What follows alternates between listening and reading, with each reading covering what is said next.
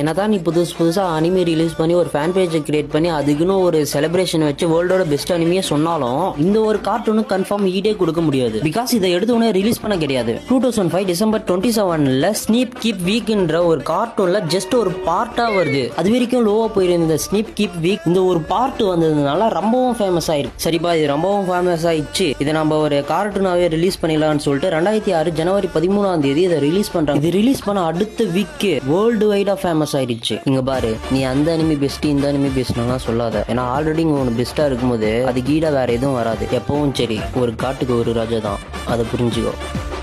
நீ ஒரு விஷயத்த மறந்துட்டு நினைக்கிறேன் ட்ரெஸ்கோ. என் பேர் பென் டெனிசன். இந்த யூனிவர்ஸ்ல ரொம்ப பவர்ஃபுல்லான வெப்பனுக்கு சொந்தக்காரன். ஹைப்ரீடோட தாக்குதலையே தடுத்து நிறுத்தினவன். என்கிட்ட மோதின வில்காக்ஸை துரத்தி அடிச்சவன். என் லைஃப்ல ஃபார்வர்ட் நைட்ஸ் எத்தனை வாட்டி அடிச்சான்னு எனக்கே தெரியாது. ஸோ நடக்க போறத சொல்றேன் கேளு. என்ன பண்ணுவேன் தெரியுமா? நீ வாழ போற கடைசி கொஞ்ச நேரத்தை மொத்தமா நரகமா மாத்திடுவேன். இன்னைக்கு சொல்றதுதான் என்னைக்கு.